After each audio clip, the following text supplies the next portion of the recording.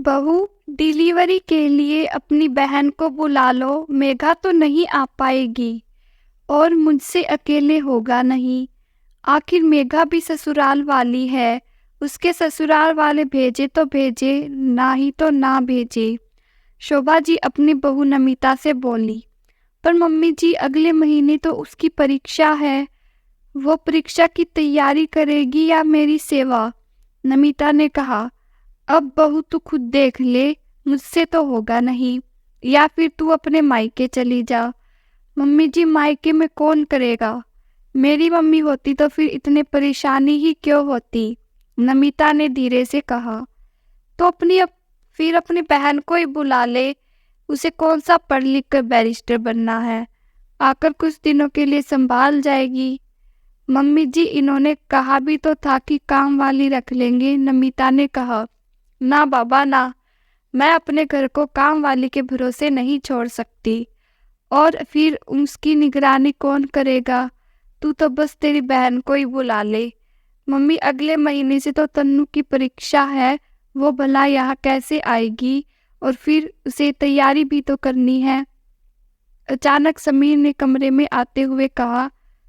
अरे, तो अपनी बहन को संभालते हुए पढ़ भी लेगी। कौन सा इतना काम करना है उसे? भला काम ही क्या है हमारे घर में?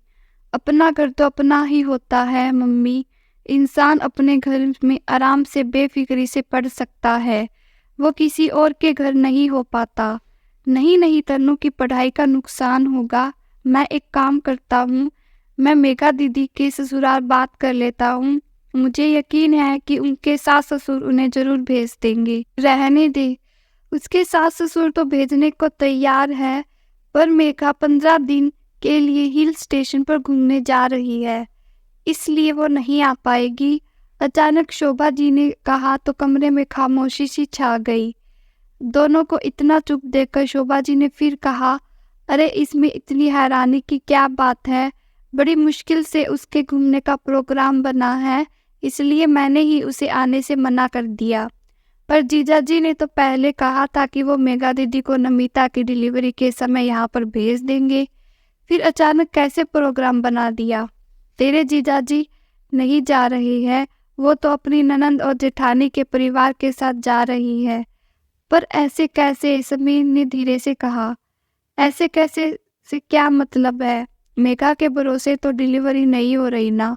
बड़ी मुश्किल से उसका घूमने का प्रोग्राम बना है। मैं उसे मना नहीं करूंगी। कुछ दिनों की तो है बात है।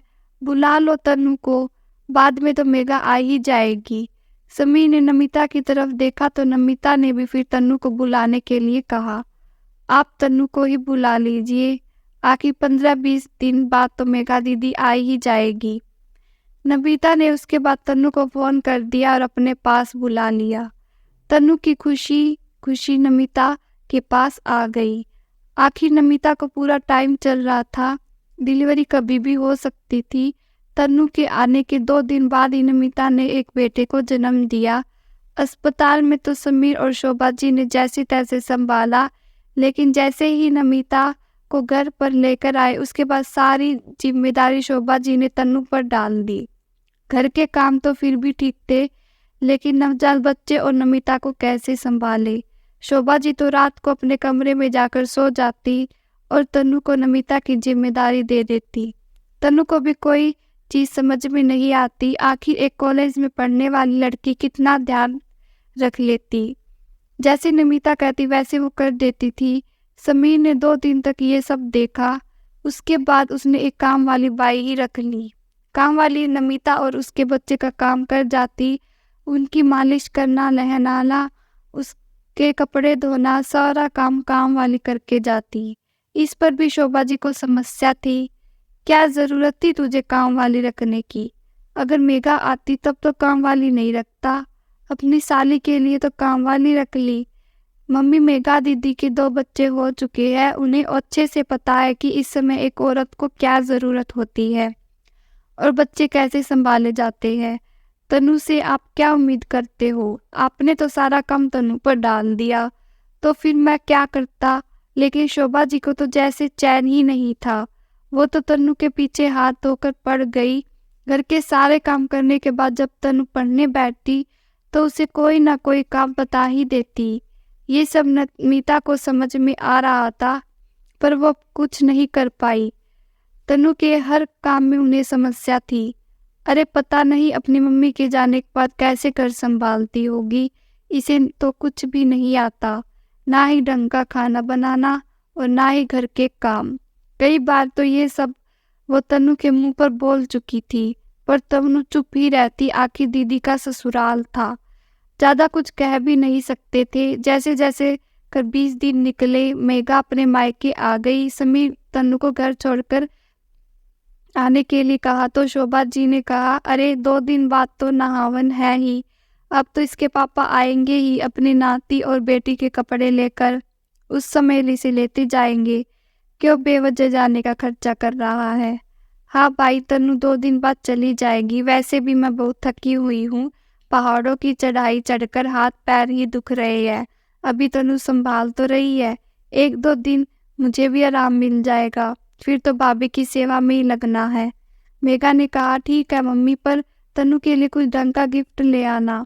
आखिर यहाँ से खाली हाथ थोड़ी ना जाएगी, या फिर बाजार जाकर उसे आप खुद ही दिलवा कर ले आओ, वो अपनी पसंद का कुछ ले आएगी। समीर ने कहा, अरे उसे क्या देना है, 500 रुपये दे देना, विदा कर देना। शोभा जी ने कहा, मम्मी कैसी बातें कर रही हो, आखिर तनु नमिता की छोटी बहन है। ऊपर से उसने इतने दिन से काफी हद तक काम संभाला है, आखिर वो भी नेक की हकदार है। देख समीर, अपने यहाँ तो रिवाज नहीं है बहू के मायके वालों को नेक देने का। तेरी इतनी ही इच्छा है तो ज्यादा से ज्यादा 100-500 रुपये दे देना, इससे ज्यादा मैं कुछ नहीं देने दूंगी। शोभा जी ने तुनकते हुए बोली, और जरा अपने ससुर जी को भी समझा देना कि नेक में क्या क्या लगेगा। नहावन के दिन वो सारा सामान लेकर के आई, और कह देना कि मेरी और मेघा की साड़ी थोड़ी ढंग की लेकर आए। मैं हल्की फुल्की साड़ी नहीं पहनूंगी और ना ही मेरी बेटी पहनेगी। खैर नहावन का भी दिन आ गया। नमिता के पापा जब आए तो अपनी साथ नाती और अपनी बेटी के साथ घर के सभी सदस्यों के लिए कपड़े और शगुन के लिफाफे लेकर आए थे। जब नमिता के पापा जाने लगे तो तनु भी उनके साथ रवाना होने लगी। उसी समय शोभा जी ने एक सूट और 500 का लिफाफा उसे पकड़ाते हुए कहा, ये हमारी तरफ से तुम्हारा नेक, आखिर तुमने इतने दिन से अपनी बहन की सेवा की है, उसका भी ये प्रतिफल बनता है। लेकिन तभी समीर वहां आ गया और उसने एक और लिफाफा तन्नू के हाथ में पकड़ा दिया और कहा, ये मेरे और तुम्हारे लिए, ये मेरे और नमिता के तरफ से तुम्हारे लिए, तुम्हें जो खरीदना है अपनी पसंद का खरीद लेना। ये देखकर शोभा गुस्सा हो गई, लेकिन उस समय उसने कुछ नहीं कहा। तन्नू अपने पापा के साथ रवाना हो गई।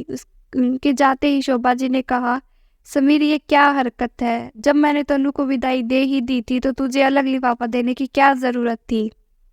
मम्मी इसमें गलत क्या है, आखिर वो भी तो नेक की हकदार है। अपनी पढ़ाई लिखाई छोड़कर वो यहाँ अपनी बहन की सेवा करने आई, और बड़ी बात है।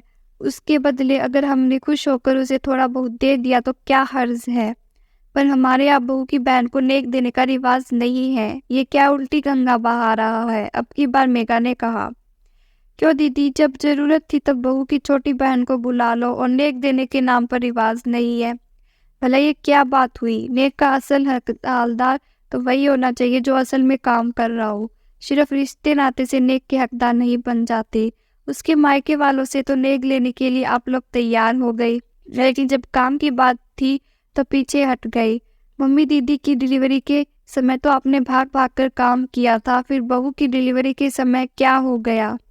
बुरा मत मानना मम्मी, लेकिन अभी जो व्यवहार आप बहू के साथ करोगी वही उससे जिंदगी भर याद रहने वाला है, क्योंकि अपनी डिलीवरी के समय को कोई और औरत नहीं भूलती।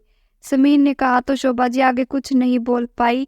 आखिर बोल भी क्या सकती थी, समीर गलत तो नहीं कह रहा था, इसलिए अपने आप ही सब चुप हो गए, क्योंकि आज सही वक्त पर सही जवाब दे दिया गया था। सो दोस्तों, कैसी लगी स्टोरी कमेंट में जरूर बताना। मिलते हैं ऐसी ही अगली कहानी में, तब तक के लिए do like share subscribe to this YouTube channel. Thank you for watching this story. Thank you.